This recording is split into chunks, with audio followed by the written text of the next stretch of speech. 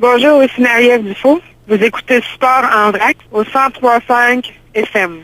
Au 103.5 Cool FM, vous écoutez Sport en vrac. Elle a tout pour elle, le mannequin avec un superbe sourire, athlète et en bonus, elle conduit mieux et est pas mal plus rapide que la majorité des hommes. Elle deviendra la première Canadienne à participer à un événement de NASCAR aux États-Unis. Mon invité est Marie-Ève Dufault. Bonjour Marie-Ève, comment ça va? Bonjour, ça va très bien, et vous? Oui, ça va très bien, merci. Première des choses, j'aimerais savoir, quand tu étais jeune, est-ce que c'est venu rapidement ça, la passion de la course automobile? Ah oui, écoute, ma famille, c'est tout par rapport à la course. Mon père a fait de la course en auto et mon frère. Puis à l'âge de 4 ans déjà, j'étais sur un motocross. Alors toute ma vie, ça a été mon but. En cachette au début, car j'avais pas les moyens de me rendre où ce que je pensais que j'étais pour me rendre aujourd'hui. Mais j'ai fait comme du modeling, j'ai ramassé mes sous et j'ai poussé tout ce que je pouvais pour me rendre ce que je fais aujourd'hui. Mais ça a tout le temps été une passion incroyable de moi, une détermination qui fait plus de 20 ans, non, 20 ans en ce moment. On est macho un petit peu les gars, puis je pense que même les filles, vous le dites pas, là, vous êtes macho un petit peu ces bars aussi. C'est pas nécessairement un sport où on est habitué de voir des femmes dire, ben tu sais, moi je veux devenir, exemple, pilote de course. C'est pas vraiment le rêve habituel d'une jeune fille. Est-ce que de temps en temps, t'as eu des petites embûches étant jeune concernant ça? C'est sûr que, je veux dire, t'as beaucoup d'hommes machos dans le sens que la femme n'a pas sa place en course. C'est sûr qu'il y a beaucoup de critiques, il y a beaucoup de... C'est très difficile, je t'avoue, mais quand ça fait longtemps que tu es dans le sport puis que tu fais de la course, c'est quelque chose qui est vraiment à l'arrière de ma tête. Moi, c'est vraiment ce que je focus, c'est vraiment de la détermination de bien réussir en course. Et filles, garçons, pour moi, ça n'a aucune importance. C'est sûr que on est encore très unique dans le sport, alors ça donne plus d'attention. Puis, écoute, c'est sûr que ça va rester pour un petit bout encore, je pense. T'es rendu à 31 ans. À quand tes débuts en course professionnelle? Moi, vraiment, mes débuts en course professionnelle, c'est de commencer avec le programme de ESPN Russell qui était en série de développement. Si on parle 17-18 ans environ. J'étais en Formule BMW aussi. J'ai fait la course à Montréal, un peu partout aux États-Unis, le championnat. J'ai fait beaucoup de formules avant de faire le Stock-Car. Alors, je te dirais qu'en ARCA, ça a été vraiment un step qui était beaucoup plus élevé, surtout ma première course à Daytona. Pour ceux qui sont pas tout à fait à l'aise avec la course automobile, parce que c'est pas tout le monde qui connaît ça, c'est quoi le type ARCA? ARCA, c'est... autrement dit, il y a NASCAR, l'association NASCAR, puis ARCA, c'est un peu la série de développement de tous les grands pilotes en NASCAR. Mais il faut se rappeler que la voiture est plus rapide que Nationwide. Nationwide qui est en NASCAR. Après, tu as le Sprint Cup.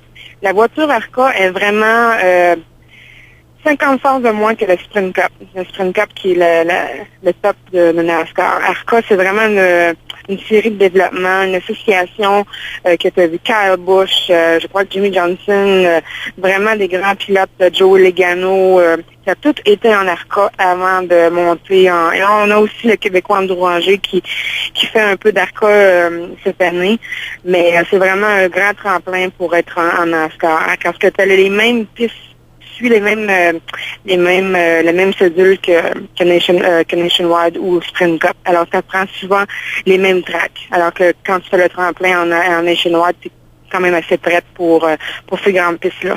Parlons un petit peu de NASCAR. Tu en as déjà fait, entre autres. Du côté de Montréal, comment tu avais trouvé l'expérience à l'époque?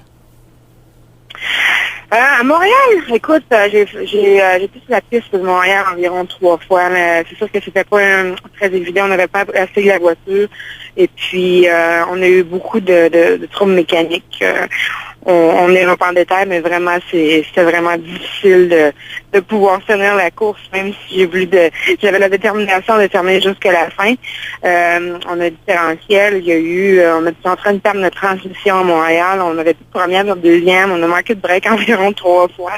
Alors, c'est vraiment un challenge, je vais t'avouer, parce que je suis une personne qui est très compétitive, puis au devant de mon public canadien, je voulais vraiment terminer la course, mais on avait trop de bris mécaniques. Alors, c'est très frustrant pour moi à Montréal. Mais on se reprend à Chicago. J'ai terminé 10e la dernière dernière fois à Chicago, en ARCA, qui était avec en moyenne de pilotes de 40 pilotes aussi, comme des gens qui sont déjà en nationwide en ce moment, comme Ty Dillon, Austin Dillon, Ricky Stenhouse. Alors, qui est très compétitif. Alors, je suis prête pour un autre test en nationwide. Passons donc un petit peu le 14 septembre qui arrive quand même très rapidement. Cette course qui sera du côté de Chicagoland, est-ce que tu vois ça comme étant plus de pression ou moins de pression? Je m'explique. Du côté de Montréal, t'es devant ta foule, t'es devant tes gens, tu veux absolument performer, alors que du côté des États-Unis, est-ce que t'as un peu moins de pression? Tu te dis au contraire, il y a encore plus de monde qui me connaissent que moi je connais pas nécessairement. Donc ça l'ajoute à la pression. Ouais. Ah, c'est sûr que, écoute, moi, je me donne tout le temps de la pression, que ce soit dans mon pays, dans un autre pays, ou peu importe. Je suis très difficile à moi-même. C'est des fois trop difficile, alors il faut vraiment que j'apprenne à relaxer.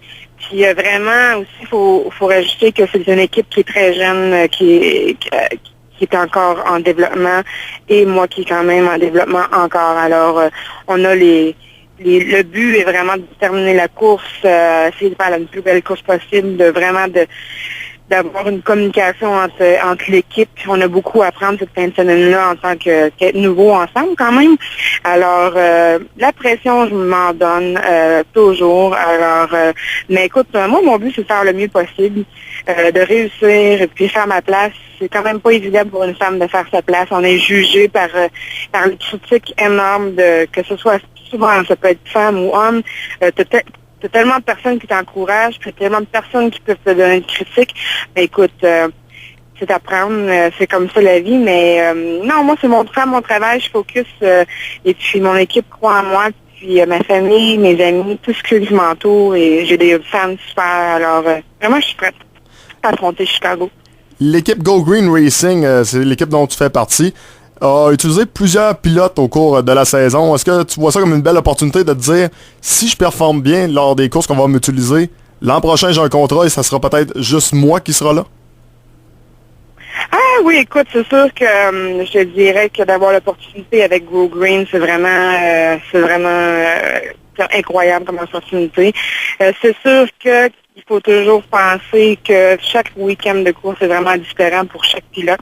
Il y a des choses qui arrivent, des choses qui vont de ton côté, des choses qui vont pas de ton côté des fois, mais c'est vraiment pas...